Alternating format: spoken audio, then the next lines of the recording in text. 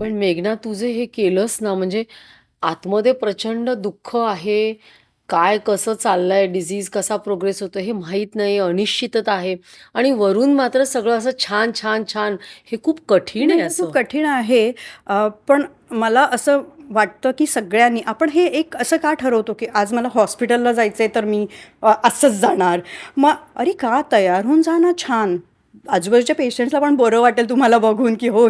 आणि खरंच छान वाटतं. मी हे हो, हा हो. माझा प्रूव्हन हे फॅक्टर. इवन डॉक्टरला बरं वाटतं आपल्याला बघून की अरे एवढं आजारी असताना पण शी इज लुकिंग वेल. सो ती पॉझिटिव्हिटी आपण पास करतो.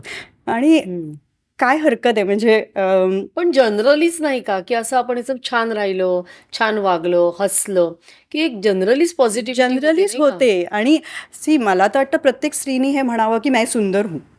सो मैं सुंदर हूँ और मैं सुंदर ही रहूंगी. तर मग ते कुठल्या पण स्टेजला असू दे, म्हणजे हं. लहान मुलगी असू दे, का नाही तिने सुंदर दिसावं. प्रत्येक टप्प्याला सुंदर दिसावं, म्हणजे छान राहावं का. आणि त्याच्यात काही हार्म नाही आहे किंवा त्याला काही वेळही लागत नाही. आपल्याला फक्त एक छोटीशी थोडीशी तयारी असते. आपण खाली पण जात असलो तरी व्यवस्थित जावं. सो इट इट आणि मला असं वाटतं हे स्वतःवर प्रेम आहे ना, ते पास ऑन होतंच. म्हणजे हं. मी छान दिसते म्हटलं तुझ्या चेहऱ्यावर आपोआपच स्माईल येणार. You will smile at me. Yes. Then we will talk. So it goes on. So that is my general. नाही, पण ते खूप म्हणजे एक वेगळाच मुद्दा मला म्हणला. मला आवडलं ते, की कशासाठी अव्यवस्थित राहायचं? मी असा एक कुठलातरी जुना पिक्चर बघितलेला, की ती थोडीशी अशी अजागळ असते. मला तर आठवत नाही, बरीच वर्षापूर्वीचा पिक्चर होता. ती खूप अशी अजागळ असते आणि गरिबीतनं वर आली असते. मग मुलगा अमेरिकेत जातो शिकायला वगैरे असं. मग तिथे गेल्यावर सगळेजण तिची हेटाळणी करतात. मग ती येते परत आणि ती बदलते स्वतःला एकदम. अशी छान राहते, म्हणजे असं काही उगीचच फॅशन नाही. आणि मग गेल्यावर ती कशी हाऊ शी इज रिसीव्ड. खूप छान पिक्चर होता तो. ते एक्झॅक्टली तू तशाच अर्थाचं सांगतेस. आणि मी तुला सांगू म्हणजे my mom always was like that. म्हणजे तिला असं कोणी आपण आता नाईट गाऊनवर असं खाली गेलो ना की शी इज टू नाही नाही असं नाही जायचं. हं. यू हॅव टू ॲटलिस्ट व्यवस्थित. व्यवस्थित म्हणजे एक कुर्ता तरी घाल म्हणजे हं. It should. So some things have come from there. हं. The nature, friendly nature. My father, मी तुम्हाला सांगते ना, माझ्या घरापासनं ते डोंबिवलीतल्या कोपऱ्या कोपऱ्यावरचे लोक माझ्या वडिलांना ओळखतात. आणि he talk to everyone. He give advice to. He was to work in a bank. तर सगळ्यांना, भाजीवाल्याला पण भाजी घेताना सांगणार, हे बघ 100 रुपये कमवलेस ना, 20 रुपये सेव्ह कर हां. असं प्रत्येकाला इथे खातो उघड हे.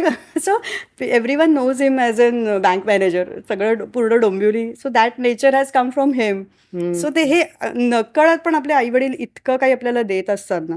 खूप, खूप. And the kind of support, म्हणजे I was a sports person. I was हो. Also always into sports. Means स्कूलमध्ये पण कबड्डी कॅप्टन होते. काय आणि सांगते? कबड्डी म्हणजे एकदम असं हो, असे काही छोटं मोठं नाहीच. त्यामुळे त्यामुळे स्ट्रेंथ धरून पाहिजे. धुणं बिणं हे पण करायचे. जाऊन ह्या मैत्रिणीला ह्या मुलांनी छेडलं, लगेच जाऊन आमची एक गँग होती, डॉबरमॅन गँग तिला काय म्हणायचे. डॉबरमन गँग आम्ही 5 मुली मुलींची? होतो. बरं. त्या इतक्या टार्गट होतो ना, म्हणजे कुठल्या शाळेत? दिस इज महिला समिती स्कूल, ठाकुर्ली. बरं. हं. तर काहीही झालं, we all were into sports. हं. त्यामुळे आम्हालाच फक्त शॉर्ट्स आणि शॉर्ट्स टी शर्ट फक्त आम्हाला आलं. अलाउड. तर तर ते एक ॲडव्हान्टेजच होतं. त्यामुळे आम्ही एकदम असं गुंडासारखे शॉर्ट्स टी शर्टमध्ये पूर्ण दिवस कॉरिडॉरमध्ये फिरायचो. आणि हं. मग हे यांनी काहीतरी केलं, त्यांनी काहीतरी, मग गेलं, धुतलं, झालं, काय मारलं. सांगते? आणि कबड्डी प्लेअर, त्यामुळे किक जी बसायची टपाटप, ते ते एक पण ॲडव्हान्टेज तुझ्या होतं. अंगयष्टीकडे बघून वाटत नाही असं नाही, काहीतरी हे तू आता जरा आता एकदम अशी नाही, तर ते स्पोर्ट्सची जी हे होती ना, त्यामुळे कायम फिटनेस, रोजचा एक रुटीन एक्सरसाइज किंवा 1 तास तरी काहीतरी एक्सरसाइज, हे जी सवय लागलेली हं. डिसिप्लिनची, ती सवय पुढे पण कॅरी फॉरवर्ड झाली. म्हणजे काही होते. यू विल नॉट बिलीव्ह, मी हॉस्पिटलमध्ये होते माझ्या मुलाबरोबर, तरी पण मी नर्सला सांगून 1 तास जाऊन पटकन रन करून यायचे.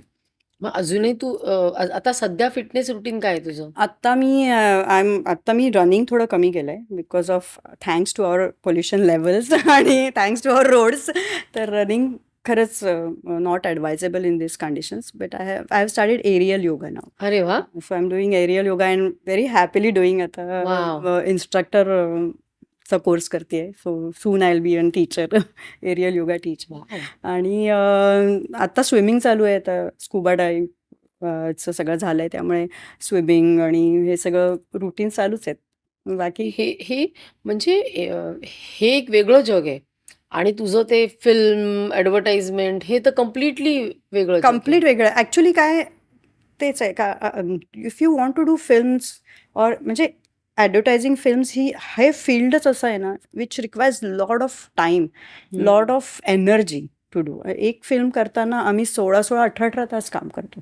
देर is no routine, there is no food का रूटीन और एनिथिंग. मग अशा वेळेला what is going to keep you going is your fitness level.